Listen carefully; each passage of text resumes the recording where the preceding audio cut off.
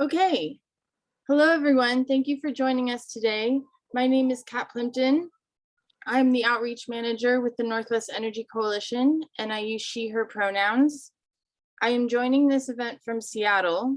I would like to begin today by acknowledging that I am on the traditional land of the Coast Salish tribes, specifically the Duwamish, Suquamish, Stillaguamish, and Muckleshoot peoples, past and present, and I honor with gratitude the land itself and these tribal communities. I hope you will do the same from wherever you are today. Please go ahead and use the chat box to share your name, organization, pronouns, and acknowledgement of the tribal land you are on. The Northwest Energy Coalition is an alliance of over 100 member organizations and many individual members. We advance clean, equitable, and affordable energy policies by leveraging our analytic expertise and convening a broad alliance of people and organizations. Thank you to our sponsor, Idaho Power Company, for supporting today's Lunch and Learn on utility planning. The coalition strives to create a safe space for people of all races, ethnicities, sexual orientations, genders, and abilities. A key part of this is ensuring that participants of virtual events like this one engage respectfully with one another and with our panelists. You can turn on closed captioning by clicking on the CC Live transcript button at the bottom of your Zoom screen. We encourage you to engage in the chat and ask questions on the topics speakers are discussing during this panel. Please ensure your messages are on topic and respectful of the panelists and other participants. Disrespectful comments will be grounds for removal from this learning session. We are putting a link in the chat to our pamphlet for this session, which includes the speaker bios and a survey we'd like you to fill out at the end of today's session. You can also donate to the coalition in support of our work and these learning sessions. With that, I will turn it over to my colleague, Annabel Drayton, our moderator for today. Hi, everyone, and thanks, Kat. Appreciate the introduction. So I'm going to get us started with a quick introduction. So again, my name is Annabel Drayton, and I'm a policy associate with the Northwest Energy Coalition. And today we're going to be talking about integrated resource planning. So most utilities in the Northwest develop integrated resource plans, or IRPs, to evaluate their energy needs to ensure that they plan ahead to meet future energy demand. The IRP process can be challenging to navigate, which is why our webinar today is designed to give you all an intro to the IRP process. How does it work and what are the goals? How can those of you attending the webinar become more involved in utility integrated resource planning processes? And why is it important for stakeholders to engage?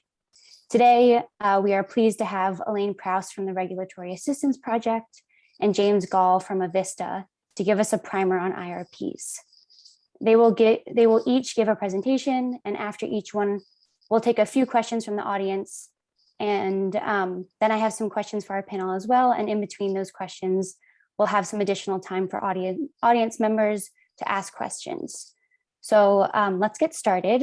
Again, I'm going to give some quick introductions as well. So Elaine Prouse is a senior associate at the Regulatory Assistance Project, where she provides research and analysis to inform regulatory approaches to distributed energy resources and long-term utility planning.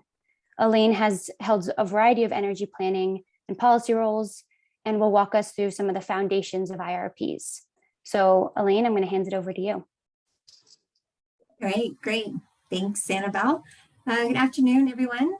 I'm Elaine Prouse, Regulatory Assistance Project, or RAP for short.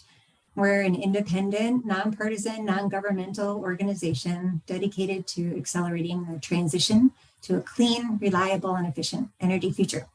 So I'm really excited to be here today to help kick off Northwest Energy Coalition's Lunch and Learn series on energy planning. And I'll jump right in with my next slide, which is what is integrated resource planning? This is one one description you could look to. It's traditionally a utility-led public process to develop a long-term plan to guide the supply and demand-side investments that meet system needs in a least cost and risk manner while achieving all policy mandates and regulatory requirements. That's a very long sentence. And so I, kind of want to go back to a couple of the bolded points there that, yeah, it's utility-led, but it's typically a required regulatory process in several states. And that means that public input is seen as a key ingredient to really bringing important perspectives and input to the process. By plan, there is an actual plan as a result, a roadmap to the future, and a guide to supply and demand side investments. So on the supply side, meaning generators, meaning, new utility scale wind or solar. And on the demand side, including, energy efficiency, demand response, distributed solar and storage. So really resources that can be netted against customer load, but also community resources like microgrids could be included in there. By meeting system needs, the utilities they're planning to meet their system-wide resource adequacy standards. So they're trying to, ensuring that they will have reliable service over a wide range of demands and operating conditions. And then that last part about least cost and risk. So that recognizes that, yes, ideally it is a low cost plan that's affordable, but that sometimes a more risky plan might not be in the public interest. So there are other considerations beside purely cost that come into play. And then the next slide. So why are IRPs so important? And I offer some responses here. There are probably many more, but it's really this planning process that provides a great opportunity for creating a coordinated view of the future of the utility. And it's the roadmap to get there. This resulting plan is actionable, usually includes some action plan that defines very near-term actions utilities will make. And those actions or investments, they're going to affect what customers pay. They'll affect the reliability and the resilience of the system, environmental performance, really many factors that customers care about. The plans serve as a record for reasonable decision-making, really what was known at the time. And they're also a great resource of information. So, the data, major assumptions that are contained within an IRP, it tends to be a resource that you can go back to for various dockets and issues. And then lastly, I put in here, it's exciting because I do enjoy it, but it's also really important in that it avoids some really terrible outcomes. And so that's the next slide, which goes to the origins of the IRP. So the energy crisis, the 70s and into the 80s, it's really when some pretty terrible planning decisions were made. We vastly overestimated load growth, and we underestimated the costs of the resources to meet that load growth, particularly nuclear units. And it's not just in the Northwest, in California, there's maybe 16 nuclear plants were abandoned. And this picture is from New York. So yeah, across the board, IRP process became very important. And the next slide shows an example of kind of a typical IRP process. I think it's the one right before this one. So yeah, there we go. So this is kind of helps to sort different roles and the steps. And then the blue boxes here, this shows what the utility steps are to creating a plan. So they're starting from top to bottom. They're looking to forecast the demands. They're looking at their goals and their requirements, developing candidate portfolios of resources to meet those needs and testing them against various scenarios. And then in the green text, you see like all along, there is stakeholder engagement. So there are points of interaction throughout the process, but both of them are leading to this box at the bottom. That's this regulatory review. So once a plan's developed, then it's filed with the commission. And that can start off about a 6-month or so process typically, could range significantly there. But the IRP is filed, and then a schedule is set for some discovery opportunities, comments, and then resulting in an order from the commission. And next slide shows how IRPs are popular. So they're a real important tool in many states, but I'd say that each state really thinks of an IRP in a different way too. So PUCs typically accept or acknowledge the IRPs rather than approving them. It just seems more typical. In Oregon, for example, the commission does acknowledge the plan, which is it's really one step above accepting. So it's not just like checking the boxes that, yes, you know, these requirements were met, but acknowledgement has some, you know, goes to the reasonableness of the planning process. Then the next slide, it's on the success of an IRP. So it's this combination of the sound planning processes and effective regulatory oversight that really matter. So by sound planning process, it goes to, you know, maybe the computer models, modeling practices and methodologies, and using the most up-to-date data sources. So all of that really matters to make sure that customers are being well served. And so the effective regulatory process here, I mean, it's not seeking the correct decision, but just making sure that it's a fair process. It's serving the public interest, and the utilities implementing some sound planning processes. So it all kind of comes together. And the next slide is about stakeholder engagement. So stakeholders can make a difference, and engagement is one of the keys to really good outcomes of the process. You know, it's about providing information and feedback on input assumptions, just to ensure that the IRP can reflect ratepayer and general public interest. The third bullet here, kind of want to call some attention to is something to keep in mind, you know, as you think about like delivering what's important to you or messages to you in the process, when those messages are framed around the objectives of the decision maker. So, you know, understanding where the commission is looking to either acknowledge or accept a plan. Are they looking at least cost and risk and public interest and reasonable planning? So, so thinking about your issue from that perspective is helpful too.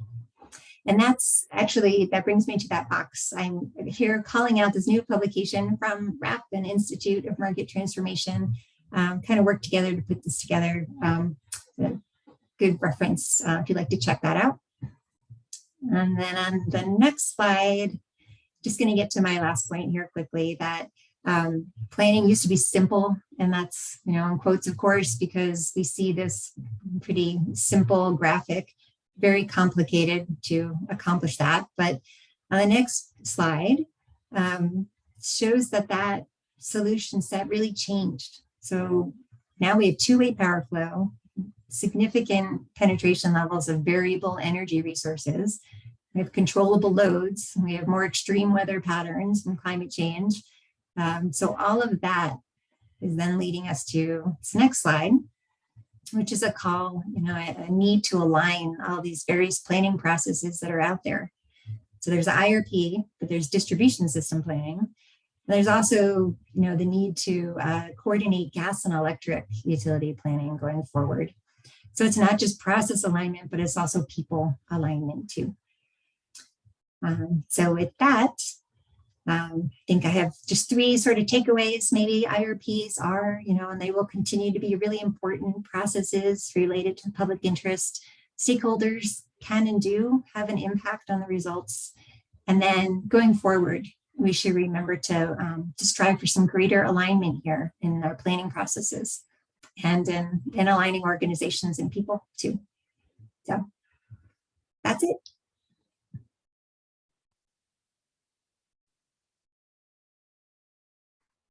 Thanks, Elaine. Any questions? Yeah. Yeah, and Nancy, I haven't seen any yet, but feel free to flag some questions if you're seeing them. Yep.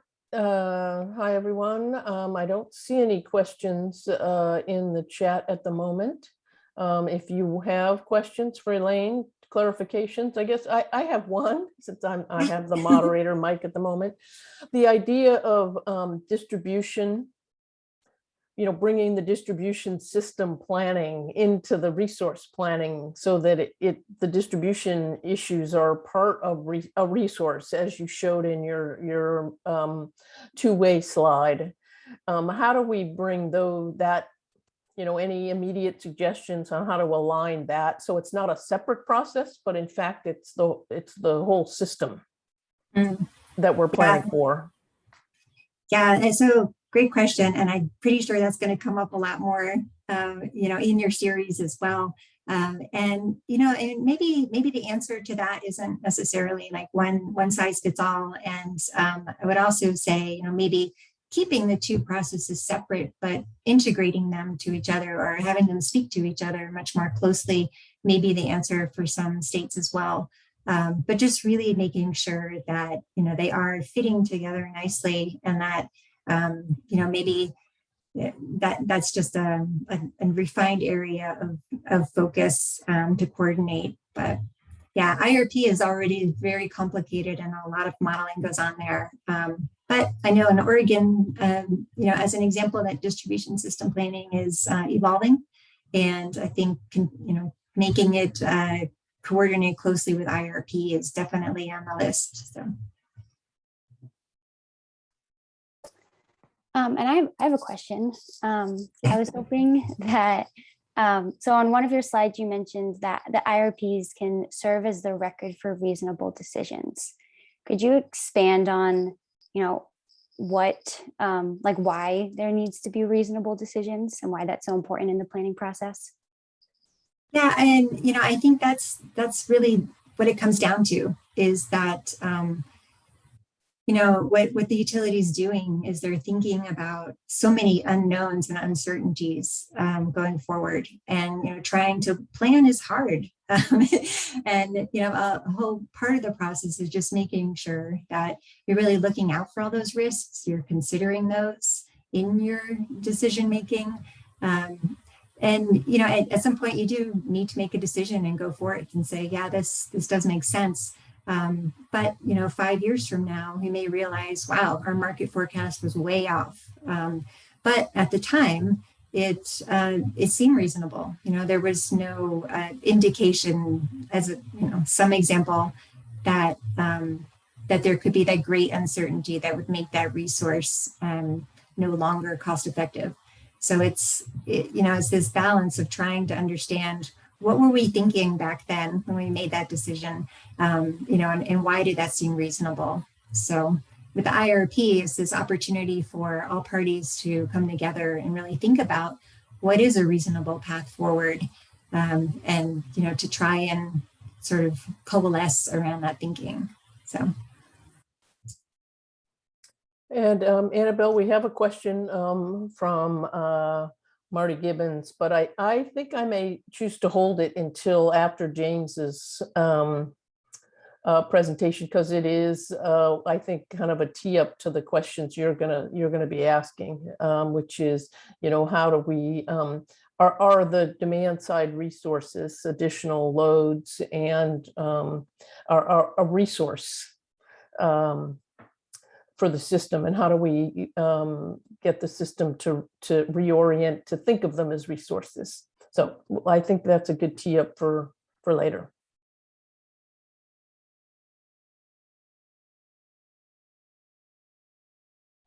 Yeah, and we have another question in the chat, and I think we'll expand on this, but I think it's worth maybe touching on now.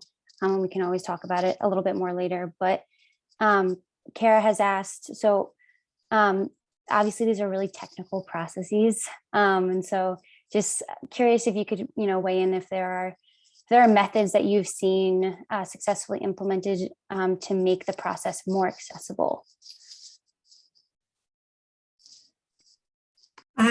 Yeah, I mean, what we've seen so far is sort of this evolution towards stakeholder workshops that do have an element, or maybe one workshop or so is dedicated to really talking or speaking with new participants to the process.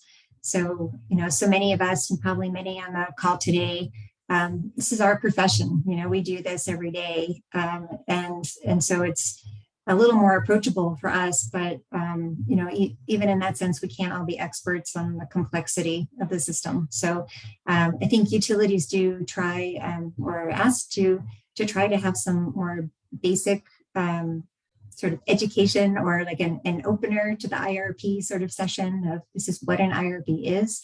These are our objectives. Maybe taking that 600-page document and kind of whittling it down to, what are really the key important parts here, and describing, like how the underlying models work, in terms that you don't need to know necessarily all of the details behind it, but you need to know, really that what matters as far as inputs and outputs, and how those are considered.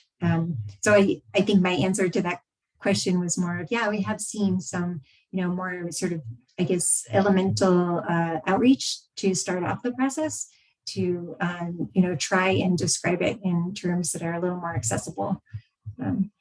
And then I think we'll talk a little bit more also about like what other commissions have done as far as just generally making their processes more approachable for community members, or different advocates, and people with really different focus areas. So Yeah, thank you. I think that level setting is really important at the beginning of IRP processes. So appreciate that, Elaine. So I think we're gonna move into our next presentation and get to, if there are any questions that we missed, we can definitely circle back to them in a little bit. So I'm gonna introduce James Gall, who's the IRP manager at Avista, where he's responsible for the company's power supply analysis, including the company's integrated resource plans, their requests for proposals that they put out, and the clean energy implementation plans. And he's going to share with us what some of the IRP work looks like in Washington. So I'll hand it over to you, James. Thank you. Hopefully you can hear me okay. All right. Well, thanks for inviting me. My name is James Gall once again, and I'm from Avista. So for those of you not familiar with Avista, we are an electric and natural gas company. We serve electric power in Washington and northern Idaho, so eastern Washington, northern Idaho, and then natural gas in those areas, as well as different parts of Oregon. I've been with Avista for nearly 17 years now, and have been part of 9 IRPs over the years. So I'm from the Northwest, formerly from the west side of Washington. Let's go ahead and get started.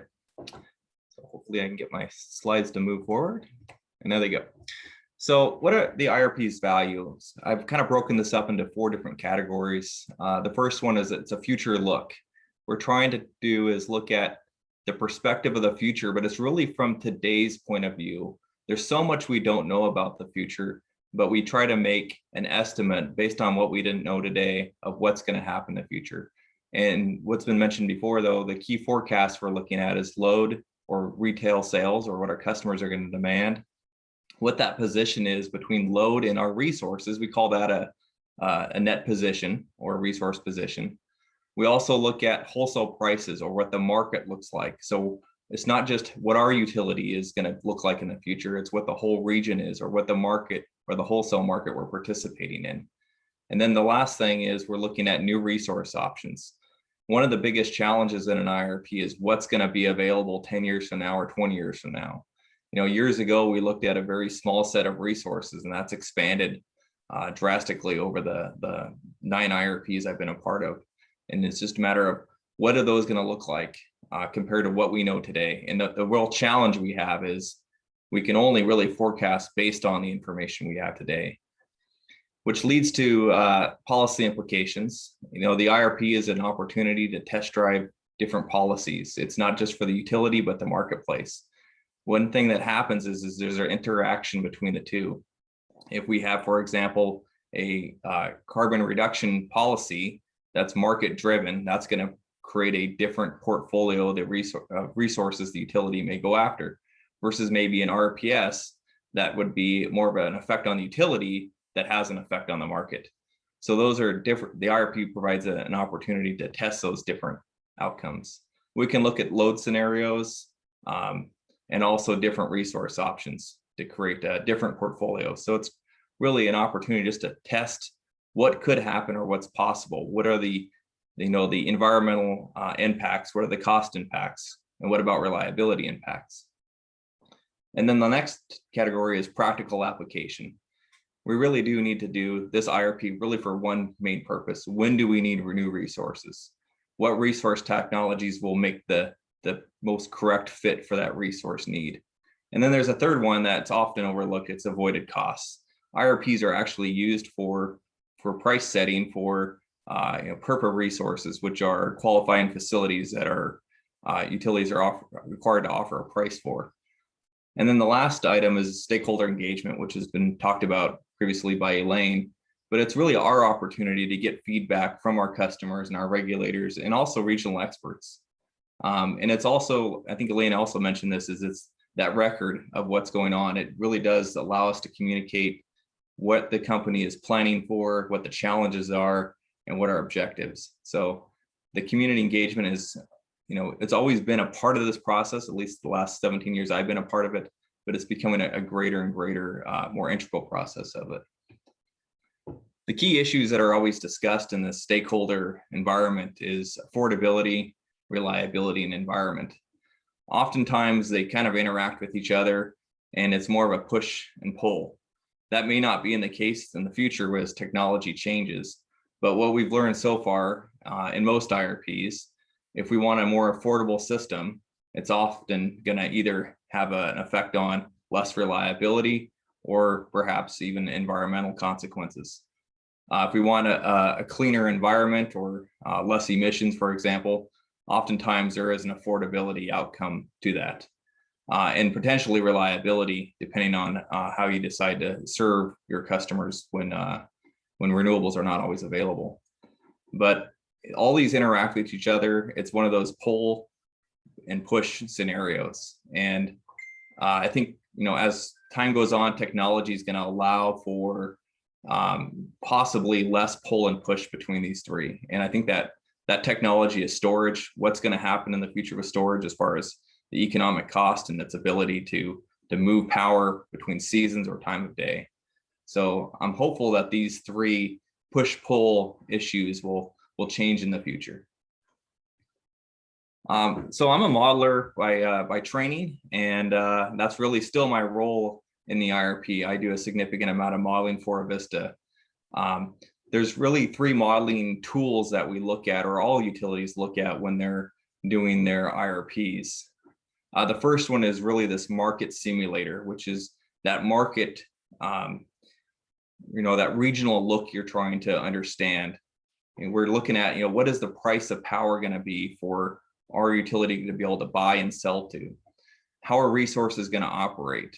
When we look at policy decisions, how is that policy decision going to impact that marketplace? And we have to do this, and this is more of a technical term, deterministically and stochastically.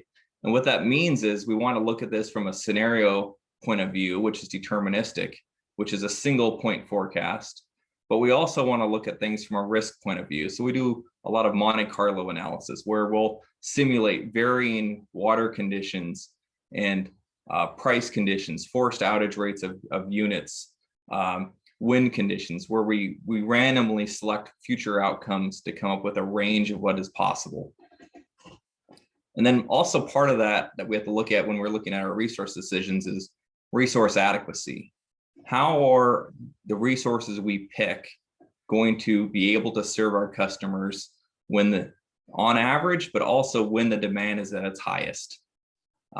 Particularly for the Northwest, we're a winter and actually lately a summer peaking region where we need to actually find resources that are capable of delivering during those extreme periods. And there's a long process of stochastic modeling to try to figure out what is the probability of resources capable of delivering when our customers need it most.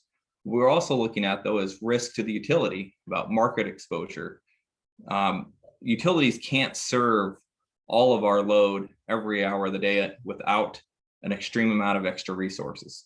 And I like to use the example of Avista as with, we own a small utility in Juneau. Juneau is an electrical island, and they have to carry resources for 120%, or I should say 220% of their load, where if their load was 100 megawatts, they would have the capability of serving 220 megawatts of their load, because they don't have another system to rely on. There's no market to go buy power from. If they lose a unit, they have to have resources to be fully capable of backing up those resources for that load. Where in the Northwest, we have an interconnected system where we can have lower, we call them planning margins, because we can rely on our neighbors. But that means that if we acquire less resources, we're exposed to more of the market risks. So one thing that's going on to help with these market risks about capacity or resource adequacy is the Northwest Power Pool has created what's called the Resource Adequacy Program.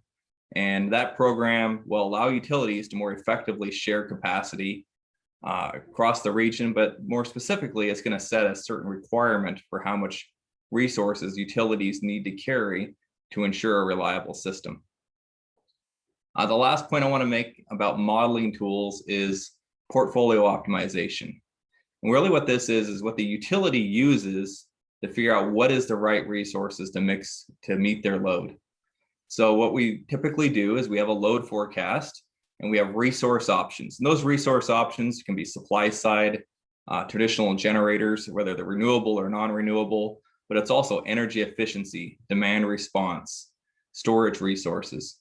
And this portfolio optimization tool uses, we call linear programming technology or mixed integer programming technology, to find what is the most optimal resources to meet that customer load. We call them, you're satisfying constraints through financial optimization, which means is you're satisfying your reliability in a least cost way. And really one of the challenges that we're facing in the Northwest is that equation is changing from just a financial point of view to more of a societal point of view. And we'll get into that a little bit more later. The next topic I want to talk about is limitations of an IRP. I've created really the 6 T's, just a little bit for fun here, but time is one of the major limitations. Filing deadlines set by the commissions drive our processes. We typically have a 2-year cycle in the Northwest, and actually lately it's been less than 2 years. So there's a certain amount of activity you need to get done in that period of time where you have to have time for public input, but you also need time for the models to run. That can be also take up quite a bit of time, but also to write the reporting of the IRP. As far as tools are a little bit of a challenge. I mentioned 3 of the tools, but in the future, I'm hoping that those 3 tools are really one tool. And because when you have 3 separate tools, you lose things in between. And what I'd like to see in the future is, one tool that can optimize a utility portfolio, but we're not quite there yet. Technology is another limitation. I don't know what's going to happen in the future. How is storage going to change? We can make predictions, but I can't be for sure. And transmission distribution, and this has been brought up a little bit earlier, but the challenge really is that you're creating more and more things you're trying to co-optimize within your modeling systems to really, and what you're chasing for is resiliency. Is it better for us as a utility to plan for we call it more of a fatter T&D system, or a system that's more heavily reliable on the resources? And really that can be an economic decision. So those are, challenges that we haven't really gone down that path yet, because utilities and IRPs have been traditionally resource focused, not necessarily T&D focused. The next one's transition. And this is really uncertainty. This is my T word for uncertainty. I don't know what's going to happen in the future. We can make assumptions on future risks based on historical risks, but there's also the risks that we don't know about that we can model maybe with scenarios, but there's always, we call them the black swan events that we don't know. Think of COVID. That's one of those events that is, we not necessarily planned for. The last one's transformation. And that's really the new requirements that are happening in the IRP world, specifically in Washington for Avista. We're now required to do a more cleaner energy supply and include equity considerations in our planning. And that transformation is going to be a little bit rocky. How do we do things that no one's done before? And I think that's where there's an opportunity for stakeholder input, and where the utility and those stakeholders need to really find a way to take all these new requirements into account, but do it in a reasonable way that can make sense to the utility and to the stakeholder.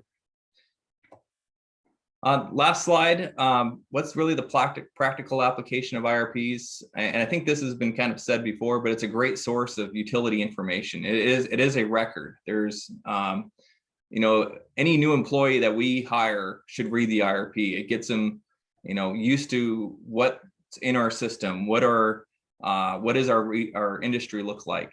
But it's also a good tool for our customers to look at if they're interested in their utility. Unfortunately, sometimes it gets a little bit technical, but the information is there. The next one is the IRP is really the best uses. You can look at it and say, this is when the utility needs new resources. This is what's going to happen if a certain scenario happens. And it also can go through what the utility is thinking as far as what are real resource options to meet its customer load. So it's really, it's not just a plan, but it's kind of a thought process of the utility. It provides a way to get external input for resource decisions. And, as an IOU or investor-owned utility, we don't have elected boards. Our customers aren't choosing who our leadership is that is going to make those resource decisions. So we need to have a path that, understand what our customers desire. And this is one of those paths that we can do that with. And then communicating resource decisions. I think Elaine's talked about that already, so I don't want to get into it a little bit more. But the last thing is avoided costs and energy efficiency potential. Those are real practical things that is a outcome of an IRP that's used for our utility. Avoided costs is what we pay generators that are qualified for PURPA, and for energy efficiency, our IRP sets how much energy efficiency we plan to acquire over the next 2 years. So with that, I'm open for questions and look forward to the next portion of the lunch hour.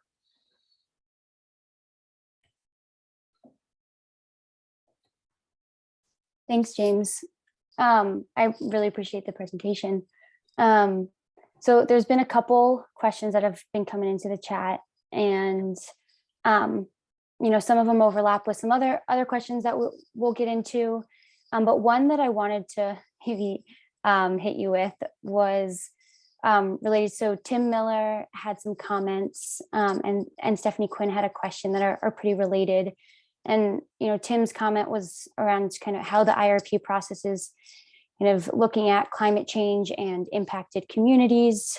And Stephanie kind of also provided a question on this, saying, could you talk more about how the IRP process is evolving to look at DEI impacts, or diversity, equity, inclusion impacts, of the planning process itself and the outcomes of that process? And let me know if I can clarify anything there. Yeah. It's a big question. I'll try to answer. I think there was one on how we're including climate change in IRPs. I'll get that one. And then I heard the DEI one. I think I have a good answer for that one. And if I miss something in between, please just let me know. So, different utilities have different approaches for how to address climate change. Honestly, nobody knows what's going to happen in the future as far as climate change. And so what we're seeing utilities do is it's a couple different things. One is they look at climate forecasts, and there's a wide variety of climate forecasts that are out there. And they use those forecasts to run different load scenarios to see, what is their demand, or how do their demand change in those climate scenarios versus maybe their traditional approach, which utilities traditionally approach their load forecasting using say a 20-year or a 30-year historical average temperature. And then for the Northwest, we're really impacted by hydro. Hydro is the main resource for serving our load. And depending on which of those climate studies you look at, could have a different forecast or how much energy you're expected to get from your hydro. It could change the timing of of your hydro or change the quantity of the amount of hydro you get. So utilities are right now looking at those different scenarios and modeling them. And I'd say the one challenge we have, and maybe this is on the utilities for not doing a great job, is it's a new area of a education, or there's an educational barrier there that we have to overcome. You know, how do we translate what's going on a research level for climate forecasts to a more practical level on how the utility can use that information to create a forecast. And then on the DEI question, where I've seen this as the biggest impact is for our Clean Energy Transformation Act, where Washington is requiring an equity lens to our resource planning. And I think this is starting, we're still trying to figure out how to do that. One avenue that we're exploring is what we call non-energy impacts, where we look at resource decisions and how do those resource decisions impact society.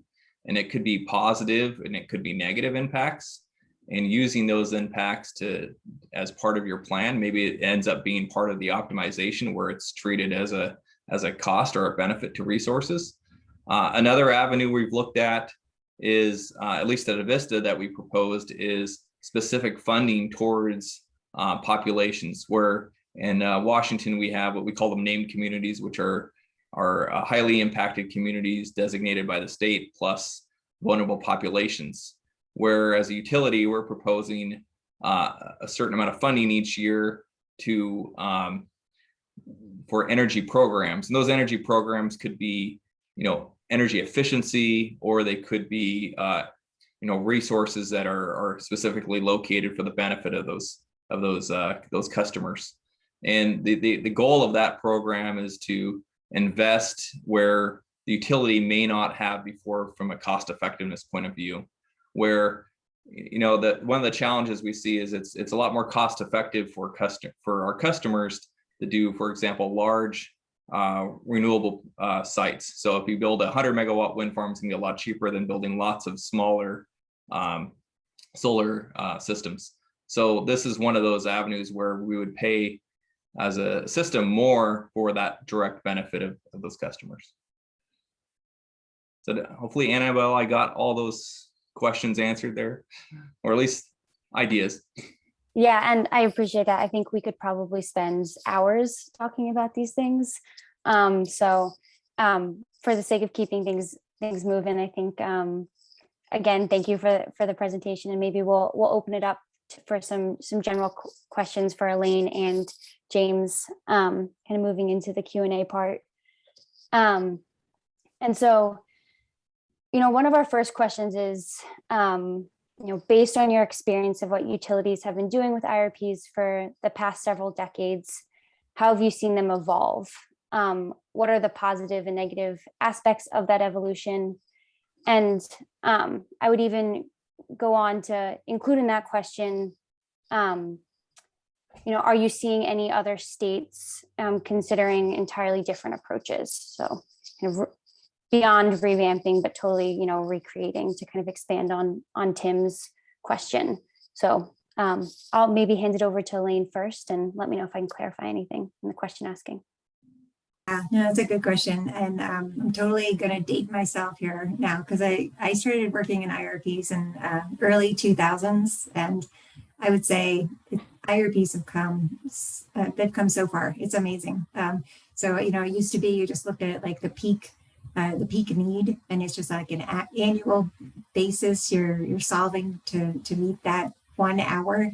But now it's so much more complex. Dispatch models, risk modeling capabilities, and analytics, really impressive. Now it's hourly dispatch or sub-hourly, some cases, or for some certain aspects. Also, the stakeholder process has evolved and expanded tremendously from what it used to look like. So there are more upfront input opportunities. Utilities are putting a lot more energy and time into those workshops and processes. And also maybe another thing to note is that preferred portfolios, used to be very resource specific, like this is the answer, and then, go forth and acquire that. It's really evolved more into thinking like about an all source RFP. So the IRP, the preferred portfolio is evolving more towards what are those resource capabilities that the system needs, and then through an all source RFP, go acquire those resources. So it's evolved quite a bit. Other parts of your question, maybe the positive aspects to that, stakeholder involvement really does make a big difference.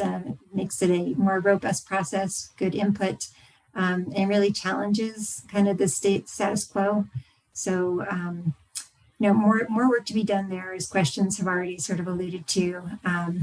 But, I'd say the impressive computing capabilities really, help us pull all the pieces together a little bit better than we used to. So it's so complex that having these great tools is important. But then, on the negative side, maybe at times it can be overly complex. Maybe sometimes we're trying for precision when planning can be a little more directional.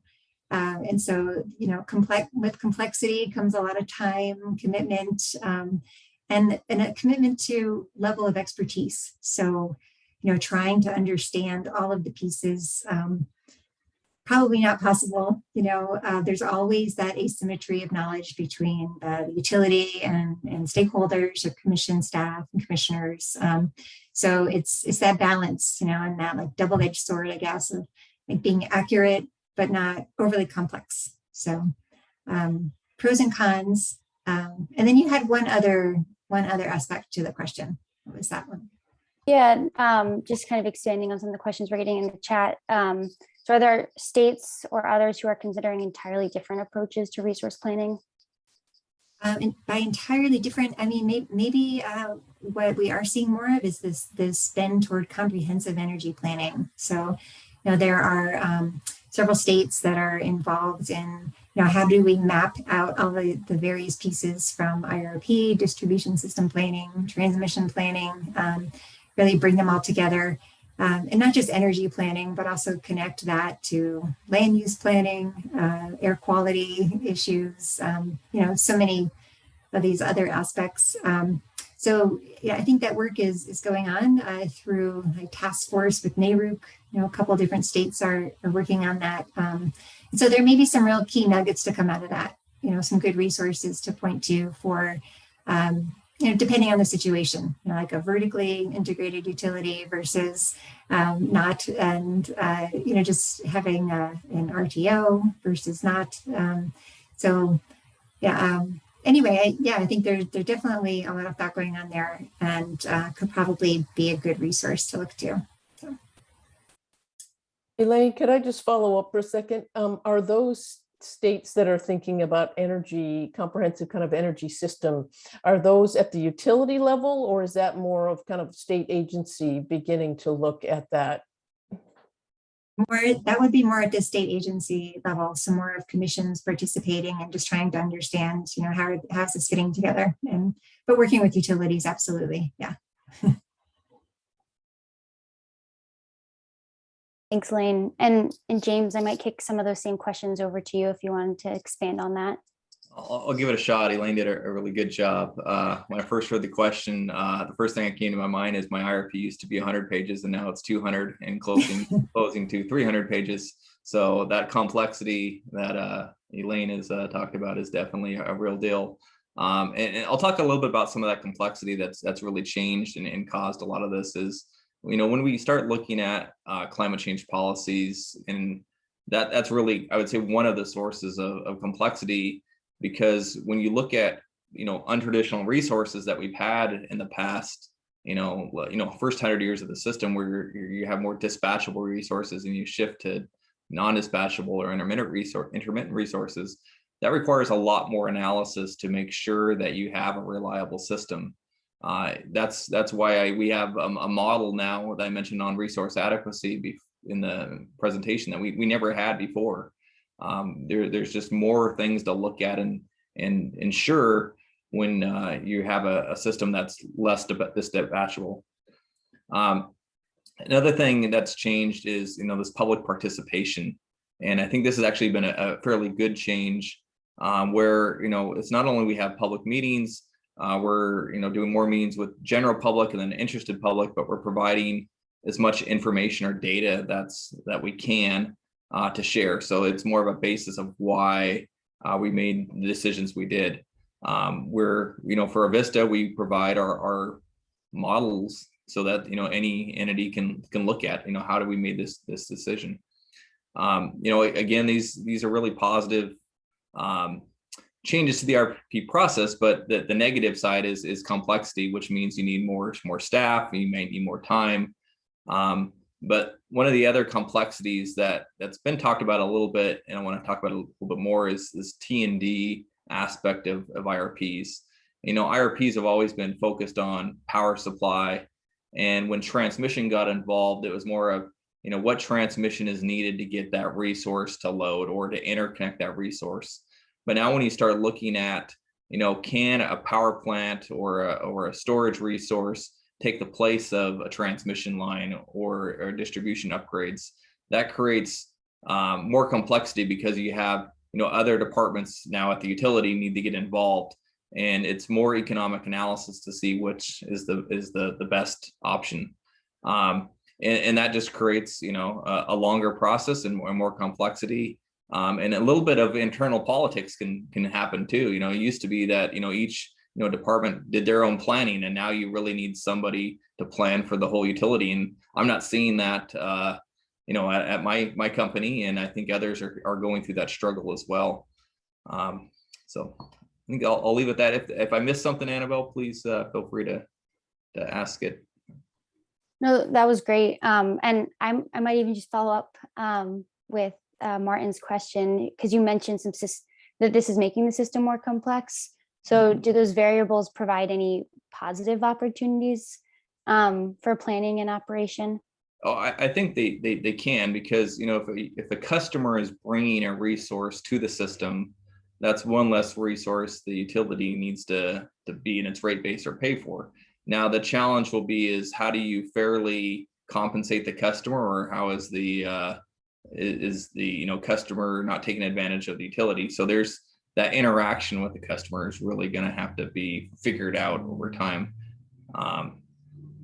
And I don't know if I don't have all the answers for that, and I don't know if anybody does yet. Maybe Elaine does, but. Elaine, anything to add there? Otherwise, I'm happy to go to another question. No, I think no more to add on that, James. All right. That's great. Sounds good. So I wanted to maybe ask you all about some of the different resources that are considered. We're getting a lot of questions about how demand response is looked at, how storage is looked at. And so just overall, how are customer side resources incorporated into the IRP? And customer side resources, sometimes called demand side resources, include energy efficiency measures, demand response, electric vehicles, storage, and distributed generation, such as rooftop solar. So what are some of the barriers to customer side resources in playing a meaningful role in the planning process? So barriers there, and just like, how are they incorporated? All right, I think I'm supposed to go first on this one. So, when we do our forecast for customer demand, we are taking into account, what do we think, how much solar will be on the system. We look at, what is the current trend of customers uptaking solar? How is that trend going to continue?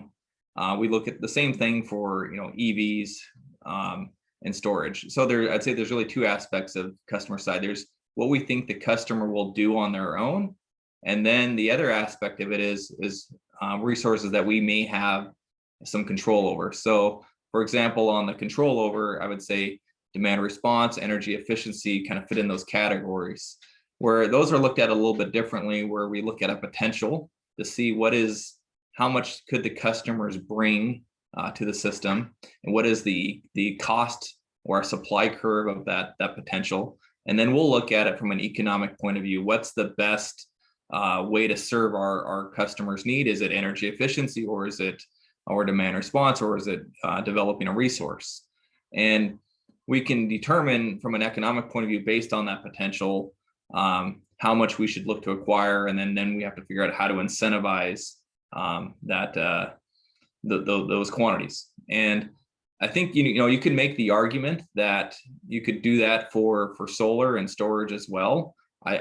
Some utilities are going down that avenue. Our utility hasn't at this time, but that's an option. But I think one of the key issues is there is a rate issue that's all part of this, because customer rates are really based on dollar per kilowatt hour for at least for residential and commercial. There's a little bit of breakdown between how much capacity or demand they have versus how much energy.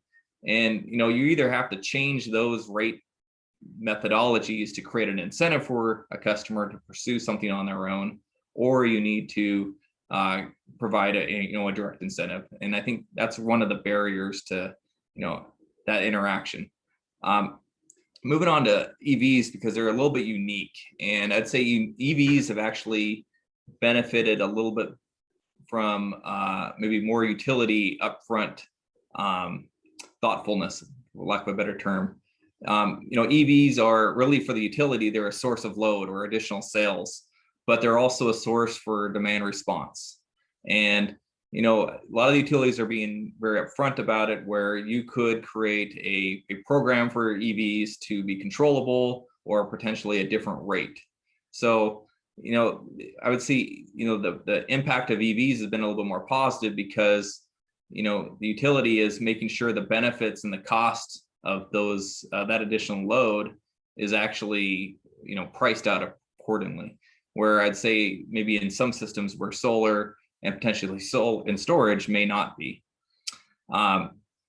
So the last one of the barriers I want to talk about is uncertainty. And when you are making a plan and that plan's based on the customer doing something, you're at the risk of them doing it or not doing it. And this has been an issue with PURPA resources over the years, where we've been suggested you should model or plan for PURPA resources, but we don't know what the customer is going to do. What if they don't show up?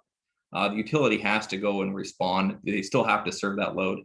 So there's a little bit of risk when you place an energy or capacity need on the hands of your customer. Thanks, James. And just if you could even expand on, why Avista hasn't pursued distributed solar and storage as a utility resource at this time, I think that'd be helpful. Good question. I don't necessarily have an answer to that yet. I think, there is from a financial or cost point of view, if the utility wanted to go out and build those as a utility ownership, I think there would be a cost implication that would be significantly more than utility scale. That's probably the main driver. Avista has done a couple small solar facilities on a community basis, but those are really economically driven by state grants. So that's at the end of the day, the utility has to be economic to get cost recovered. So. But the one question I say I don't know the answer to is, why don't we look at incentives? Because there are benefits to our customers if customers, pursue solar or storage. Why don't we have a rate program for that? I can't answer that.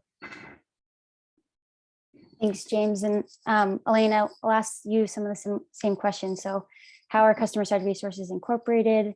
What are some of the barriers to incorporating those resources? And even, further, how can stakeholders help to kind of address those barriers? Yeah, so James hit on so many of the points that we're all familiar with, and maybe I can just add a slightly different perspective, or maybe a little broader too, that, think about DERs, they're modeled really based on these assumptions that we have that evolved over time for uptake. They're based on cost projections, kind of the current market, our current program intelligence, what customers want. So there are, limitations just inherent in that approach. It's current policies really drive uptake and program designs. So, I think we have a very good understanding of energy efficiency, very mature technology in the region. So the resource potential studies there, I think we have a good understanding of what's available, but, it's also limited by our cost effectiveness approach, and making sure that we are comparing resources on a comparable basis. So that's always the challenge, right? It's always energy efficiency. How does that stack up to, a new wind plant, or how does that compare to another, like a gas plant or some other resource? So those are always the issues that we're dealing with. I'd also say, like quantifying the values of DERs can be tough too. Demand response in particular, so many of the values there are tough to model within an IRP model perspective, the hourly dispatch. So it does call on analysts and stakeholders to be, real thoughtful and creative and like thinking through, are we really capturing all these benefits, and are we treating these resources on par with others? So so I think, that difference in ownership, and James talked about the compensation, is the tough one too, of making sure that we have that equation right, so that we are providing the right, the compensation or the nudge to participate, but also not providing too much, so other customers are not fully, taking on the cost there of having a distributed resource on your site. So a lot to think about there, but I think we've made so much great headway. Really the modeling, I think, has come a long way in this regard. Yeah, thank you. And I think, building off that and thinking about the different kind of factors that are used to evaluate different resources. We have a question in the chat about, how long the social cost of carbon has been used in the planning process, and whether or not that's regularly updated, and if you could kind of expand on that.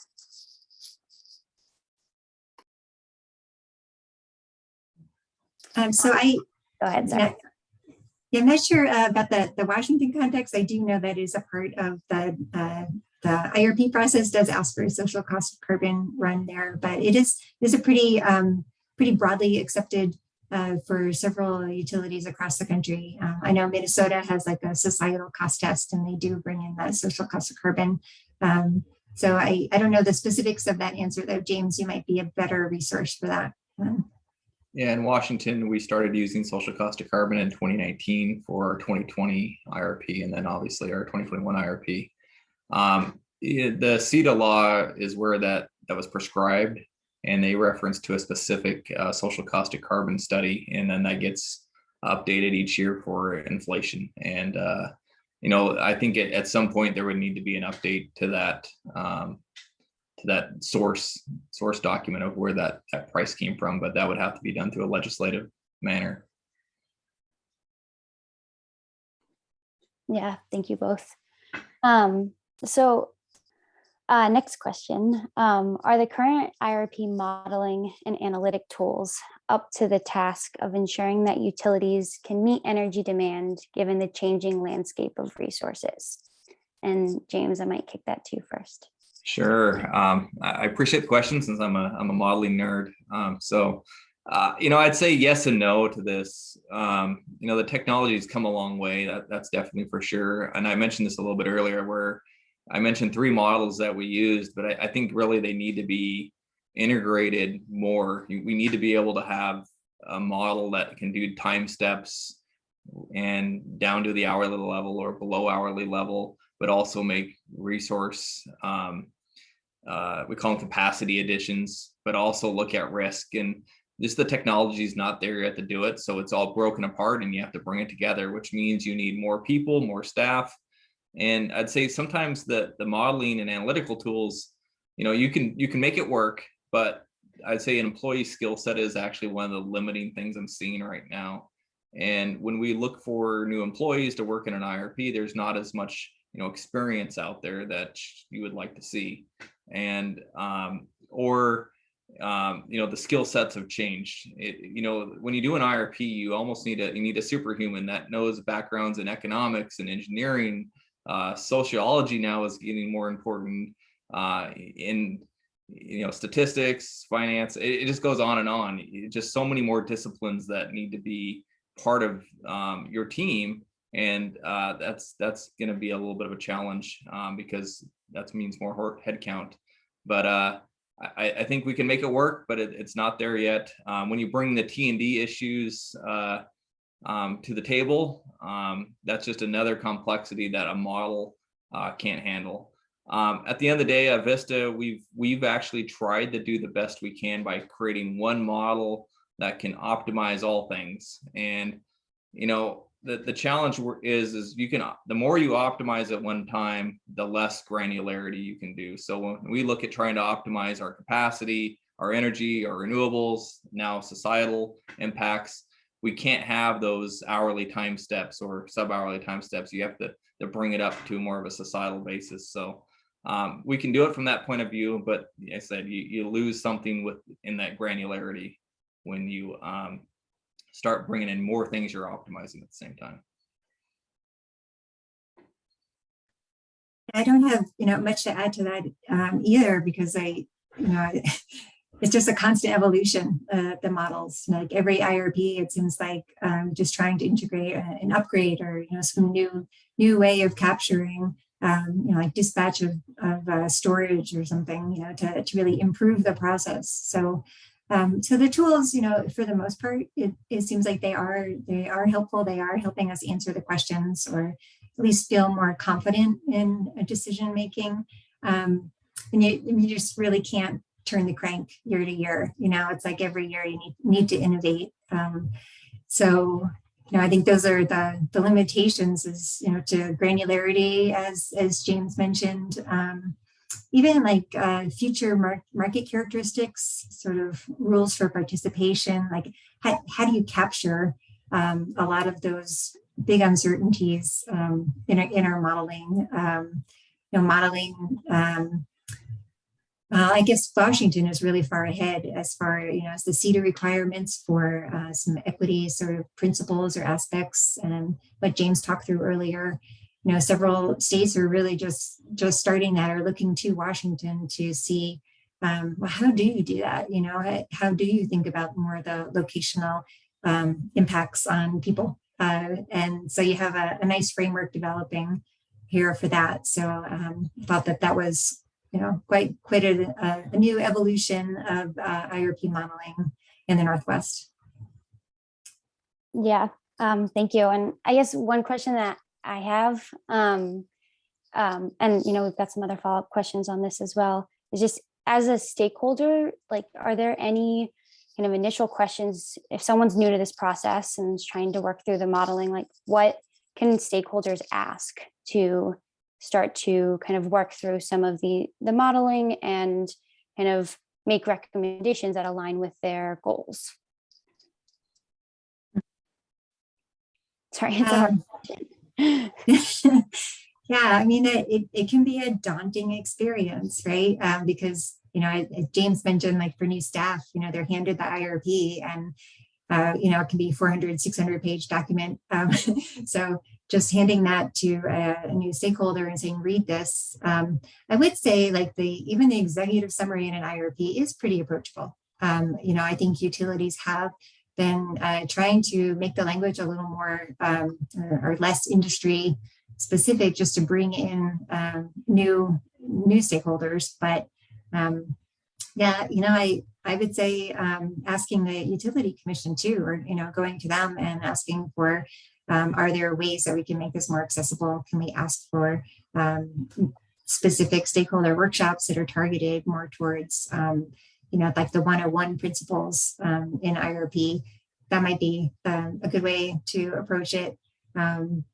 Or leaning on similar organizations too. So there are lots of advocate organizations that have been involved in the IRP process for a long time, and they've really built some impressive technical understanding and expertise in these areas. And so even like organizations teaming up to figure out where their different strength areas might be, you know, and how to support each other going through the process.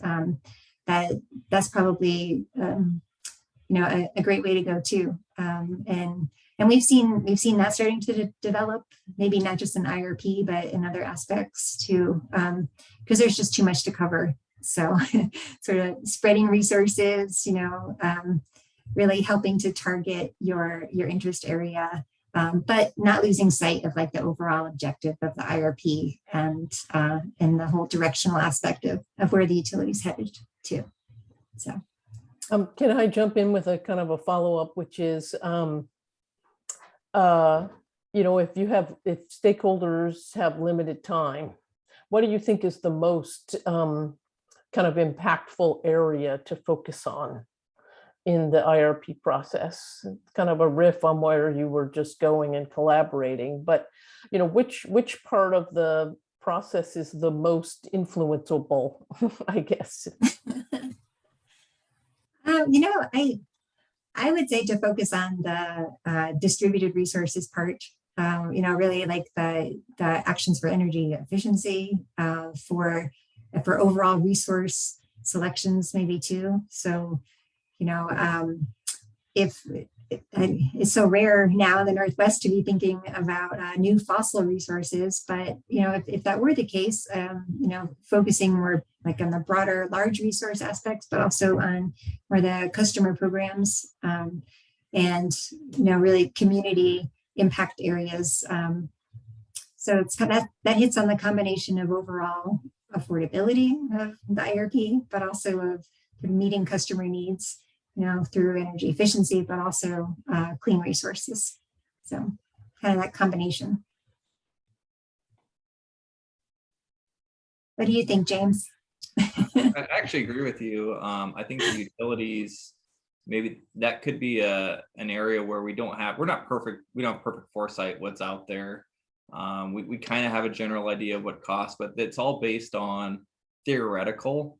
And the other thing we don't do a very good job at on the resource side is what's currently available, existing resources that could feed an IRP need. And I think this is really where IRPs and RFPs kind of crossroads, where I would personally rather see an IRP not even say create a resource plan, at least in the short run, because resource decisions aren't made in an IRP. They're, you know, it influences it, it helps you figure out what you need or the types of resources you need. But when you get to that acquisition process, that's where the real resources is selected to fill that need. But you know, the utility is not experts on, you know, other resources outside of its area, so that's an area that you can have an impact. But you know, I think I want to address also Annabelle's question earlier about, you know, how to best kind of figure out this IRP process. And the way I kind of thought about it and how I got to the understanding I do is really looking at how does the utility work. At the end of the day, what is the objective? You know, every 4 seconds, demand and resources have to equal each other. How does a resource get to load? If you understand that whole concept of how the utility works, then you just kind of expand it a little bit each way. And then all of those components are part of the IRP. And, you know, depending on which of those components that you're most interested in, with the resource side or the supply side or the movement of energy, you know, you have an area of focus. So. Thank you both. And, you know, another question now, we'll switch over, is so all stakeholders, including the utilities, need to be ready to listen and be open in the IRP process. So what can utilities and regulators do to maximize transparency and public participation and be ready to listen to a diverse set of stakeholders? Elaine, I might push that one over to you first. Yeah, and so, right, it's a common theme here. It's becoming a much greater interest. And I'd say from the regulator perspective, probably looking to the organization processes. You know, the public process it's always been a part of commission activities, you know, of course, and IRP as well. But the processes have some very real barriers to participation. It can be intimidating, different language, even hard to access the website. So like I know in Oregon, they do have new staff on hand there to help expand participation, kind of looking at commission materials, looking at the website, different language that's used, more of plain language instead of industry speak constantly. So really looking at their existing process from the outside. And I think this is happening now, not just in the Northwest, but in other commissions too. So as an example, in notices, maybe being a little more explicit about how to submit comments, what are those processes that need to happen, and making it a lot easier to just, send an email with your address, and you'll be on the list. That's really helpful just to break down those barriers. I think also changing language in documents, so not just English, but being more intentional about messaging and how that is distributed. And I think from the regulatory perspective, it's also asking the utilities more pointedly, more specifically about how was a stakeholder comment incorporated into your response. Really just asking that question and really having that dialogue, that can make a big difference. Let's see, then, maybe from the utility perspective, I'd say like that idea of holding those workshops that are more educational, and also to, taking that 600-page IRP and putting out some community messaging around, this is our IRP, this is the process that we're undertaking. These are the assumptions and the results so far, but making it much more approachable, and really targeting some stakeholder communities, maybe having some meetings out in the communities that, not just at headquarters, but also in non-COVID times when you can go out to maybe some rural communities, have meetings with community organizations, things like that. I think it's really just sort of, it's not just saying it's enough to invite people to the table, but also kind of make spaces to ask if you can go to other tables as well. So, try to really get out into the community. But, honestly, like I would like to ask, participants on the call, maybe there are really some great ideas out there about, maybe there's some obvious answers to this that we just haven't considered. And so, if people would put those in the chat, I think that would be really great. So. Thanks, Elaine. And James, what are your thoughts on how to ensure that regulators and utilities are really listening to the expertise that comes from community members and customers? It's a great question. And Elaine, I like your question back to the audience, because we're getting ready to put out a survey asking our groups, public groups, to help us with that. But the one challenge we have is you have a different types of customers. Some customers are very interested in what's going on, but a majority of them aren't. And so the challenge really is how do you have an effective message that reaches every type of customer or interested party, and they're all going to be different. Historically, I think utilities really took one approach, and that was, we'll have public meetings, you're invited, anybody can come, but that doesn't actually work for most of our customers or people that are interested. So we really do need to find new ways to reach them. One thought is, do we create videos? Do we go on social media and say, this is kind of what we're working on? I don't know. That's why I'm really kind of looking forward to seeing what the responses are out there. How do you reach customers that maybe are not as interested, have an interest, but don't have the time to be interested in looking at a document or participating in meetings? The other thing I'd say that maybe Elaine, she touched on, but I always like to talk about being available. It's not just you put information out there, but you're available for questions or have a conversation.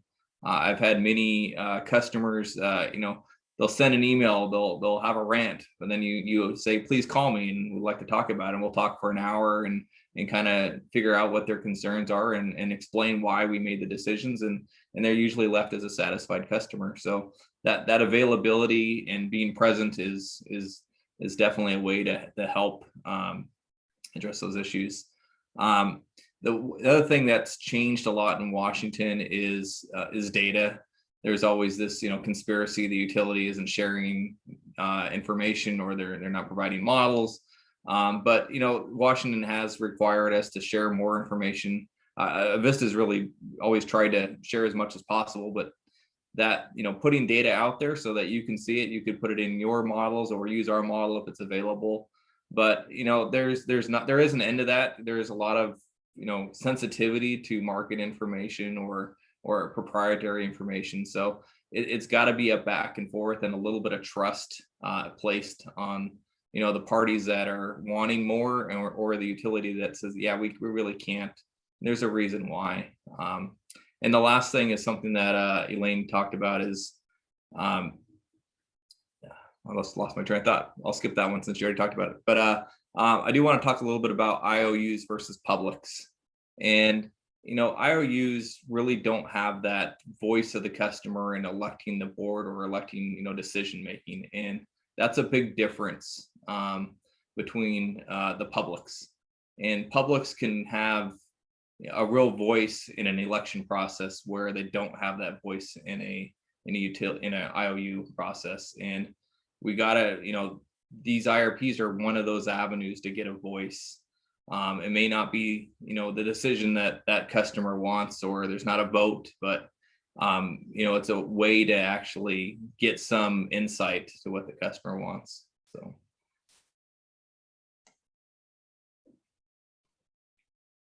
Thank you.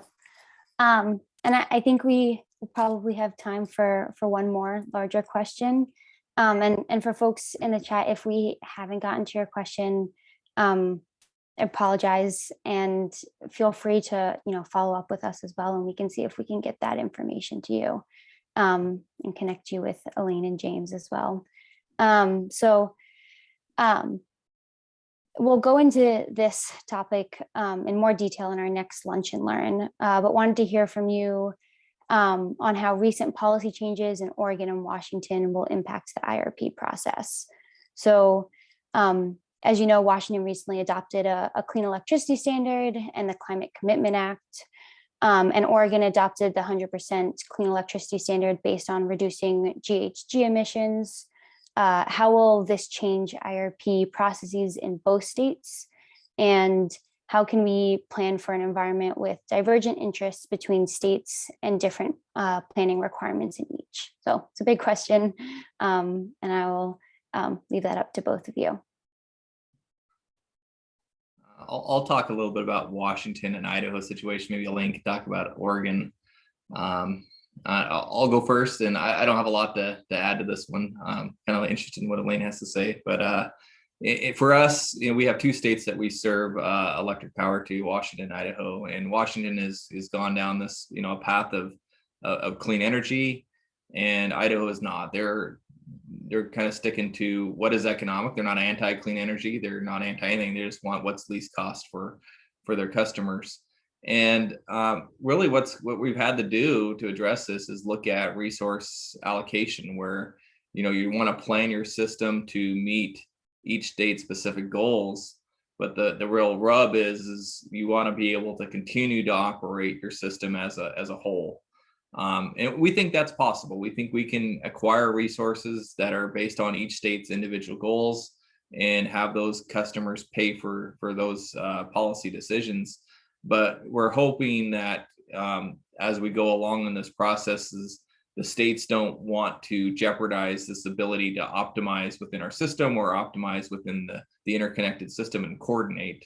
So right now, I think we have some solutions. We're going to have to address how to allocate resources in the future. I think there's going to be a process for us to figure that out, and we'll see where it goes. There'll be likely a public process to help us through that process. So.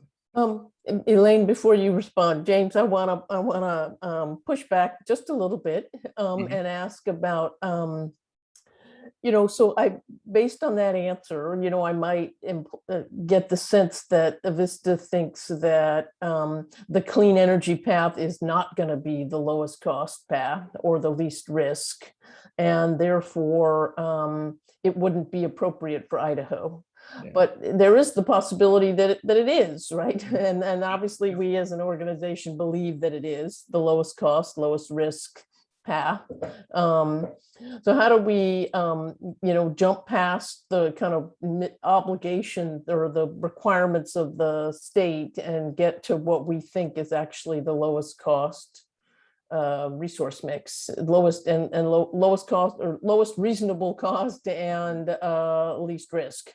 Yeah, I think really at the end of the day, it comes down to you're going to have, when we do that RFP process or looking at resource acquisitions, what is that cost difference between serving your customers with, say, 100% clean energy versus maybe it's for Avista, it's 70%.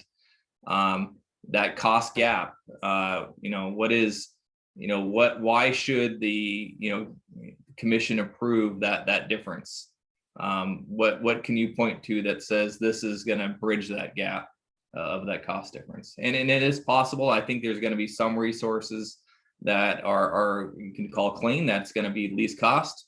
But the real challenge is, and this is going to be a challenge for Washington, and that's why there's cost caps in the CETA bill, is getting from, say, 95% clean to 100%. There's really some operational challenges there that could really impact that cost. And so, as we march along, we're always evaluating all options. But if there is a difference there, then that's explaining to. And if Avista chose to pick a resource that's not least cost in Idaho, and we're at risk for not recovering those dollars, we would have to prove our case to the commission why those customers should pay more for that energy. But thank you for the question. Thanks. Yep. And then, so in Oregon, the passage of House Bill 2021, so for electric utilities, that will impact their IRPs. I'm sure there's a lot of discussion going on with much more detail around what that's going to look like. But, fundamentally, it's changing how you optimize the portfolio selection. So it's bringing in the emissions reductions. It hasn't been in there as a constraint necessarily in past IRP planning. So not just least cost, least risk to meet reliability, but also meeting emissions limits. Another aspect in that bill was around equity principles. So there is direction to minimize burdens of EJ communities, have consultation with tribes, in siting of new facilities. So, thinking about the direct benefits to communities. And I think a lot of those aspects have been in the Washington, objectives since CETA. So a new experience in Oregon here to do that and to create some advisory groups to look at create a clean energy plan with an advisory group to look at some performance expectations there. So it seems like a lot of work to do, and it's going to be pretty interesting, like to see how the IRP turns out because of that. So really great. But another aspect just to note is that climate protection program. So how the gas utilities and in their IRPs will be integrating their compliance plans for meeting those greenhouse gas emission reduction targets too. So a lot of activity going on in Oregon. And you're going to learn a lot more about that next time, it sounds like. So that'll be a good one to tune into. Well, thank you, Elaine. And thank you, James. I really appreciate it. We have to wrap up. I think there's a lot more that we could dive into. And there's a lot of interesting comments that came up around impacted communities and how the IRP process can address some of those current and historic kind of harms. And so I think a conversation to continue. Again, thank you so much. And thanks, Nancy, for being my co-host and supporting with the questions. And Kat put in the chat, if for folks who are still on, if you get the chance, there's a survey, and links to support further. And so so feel free to click on that, and Kat will be circulating that as well. So again, much appreciated, and I hope everyone has a great rest of their day. Thank you. And I'll just remind folks, a week from today, same time, is Lunch and Learn number 2. So thank you so much, James and Elaine and Annabelle. Have a great one. Great, Thanks. thank you. Thanks for the Thank good you, questions. everyone.